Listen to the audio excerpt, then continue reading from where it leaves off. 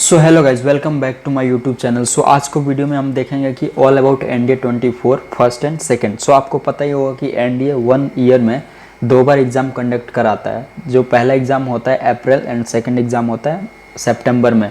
सो इस वीडियो में हम देखेंगे कि एनडीए की क्या क्राइटेरिया है और सिलेबस क्या है, और उसके लिए हम क्रैक करने के लिए क्या क्या कर सकते हैं जिससे हमारा एनडीए फर्स्ट अटैम्प्ट में क्रैक हो जाए। पहले देखते हैं कि इसको कौन कौन दे सकता है।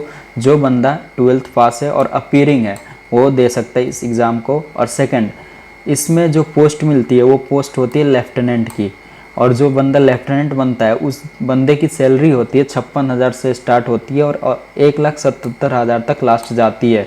और इसमें कोई परसेंटेज क्राइटेरिया नहीं है, बट आपको 60% अबोव लाना ही पड़ेगा। मतलब अच्छा लगता है ना 60% अबोव, जितना लाओ उतना बढ़िया होता है। और ये दोनों के लिए मेल एंड फीमेल दोनों इसके लिए अप्लाई कर सकते हैं, बट उनको अनमैरिड होना पड़ेगा। मैरिड लोग इसमें अलाउ नहीं है। Unmarried people are allowed here. और आर्मी, नेवी और एयरफोर्स के लिए ये है। एनडीए मतलब आर्मी, नेवी और एयरफोर्स में देता है। पहले मैं आपको एक बात बता दूं, अगर आपके पास फिजिक्स और मैथमेटिक्स है, मतलब आप साइंस बैकग्राउंड से हैं, तो आप नेवी और एयरफोर्स किसी में भी अप्लाई कर सकते हैं, और साथ में आर्मी में भी। और आर्मी उन लोगों के लिए जो आर्ट्स से है, कॉमर्स से हैं, उनके लिए आर्मी मिलेगी, क्योंकि उनके पास फिजिक्स तो होता नहीं है, और कॉमर्स में मैथ होता है बट फिजिक्स नहीं होता। इसलिए वो नेवी एयरफोर्स में नहीं जा सकते, वो आर्मी में ही जा सकते हैं। आप ये समझ गए होंगे कि साइंस वाले किसी में भी जा सकते हैं, और आर्ट्स कॉमर्स वाले सिर्फ आर्मी में ही जा पाएंगे। और इसकी एज क्राइटेरिया है जो है 16.5 से लेकर 19.5 तक के बीच में बंदे जा सकते हैं। और इसमें मेन चीज़ है सिलेबस में। अब आप आते हैं तो सिलेबस में क्या है कि इसमें मैथ जो है वो 300 नंबर का है मैथ्स। और मैथ्स यहाँ पे बहुत अच्छा आता है, मतलब टफ भी नहीं है, अच्छा है, मतलब 12th से थोड़ा सा एक स्टेप आगे है। आपको 11th एंड 12th तो पढ़ना ही पड़ेगा मैथ्स इसको क्रैक करने के लिए। और ये 300 नंबर का होता है, और 300 नंबर में से सिर्फ आपको 25% लाना होता है, मतलब 75 नंबर आई थिंक। तो आपको 75 नंबर चाहिए मैथ्स को क्रैक करने के लिए। और इस एग्ज़ाम का एक रूल है ना कि अगर आपने मैथ्स क्रैक कर लिया तो भी आपका अगला जो भी सब्जेक्ट है उसका पेपर चेक होगा। अगर आपने मैथ्स क्रैक नहीं किया तो अगला पेपर चेक भी नहीं होगा, चाहे आप अगले पेपर में कितना भी नंबर ले आ दो, वो चेक नहीं होगा।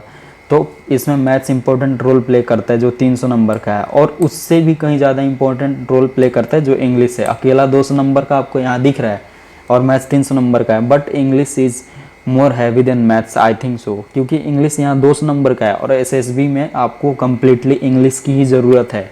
तो अगर आपके पास इंग्लिश है, अच्छी है, तो आप एसएसबी भी क्रैक कर लोगे पेपर क्रैक करने के बाद। चलो आपने पेपर में तो कैसे भी इंग्लिश क्रैक कर ली, पेपर क्रैक कर लिया कैसे भी, बट आप एसएसबी में जाते हो, there is no chance to think.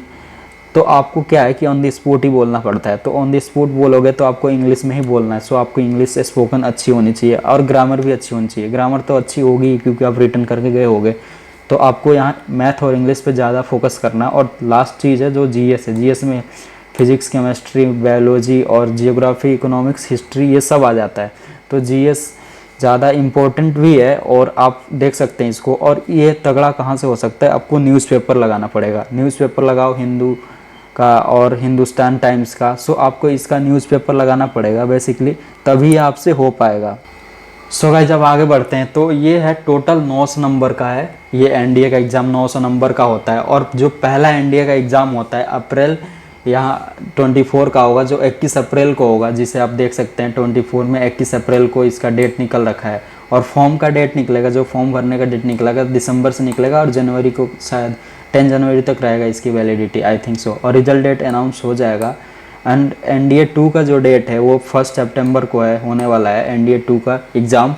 Guys आपको मिल गया होगा ओवरऑल ऑल अबाउट एनडीए के बारे में इन्फॉर्मेशन। आप इस वीडियो को लाइक कर दें, चैनल को सब्सक्राइब कर दें, और जो छूटा होगा आप वो कमेंट में बता दें, जिसे हम क्लियर कर पाए आपको। बट आप अगर आपको सिलेबस के बारे में बताएं तो आपको ध्यान देना पड़ेगा मैथ्स और इंग्लिश के बारे में। ये ज़्यादा इंपॉर्टेंट रोल है, और ज़्यादा हार्ड भी नहीं है एनडीए गाइज, आप कर सकते हैं। आपको बस दिन का 4 से 5 घंटे कंसिस्टेंटली देना पड़ेगा रोज़। एनडीए क्लियर हो जाएगा आराम से। ये था ऑल अबाउट एनडीए। अगर आपको किसी और जॉब के बारे में चाहिए, एंड सीबीएसई के भी न्यूज़ है, अभी 10th-12th का पेपर होने वाला है, वो भी बताएंगे आपको। आप इस चैनल को सब्सक्राइब कर ले और वीडियो को लाइक कर दें, एंड दोस्तों में ज़रूर शेयर करें। मिलते हैं आपको नेक्स्ट वीडियो में। Thank you for this. जय हिंद, जय भारत।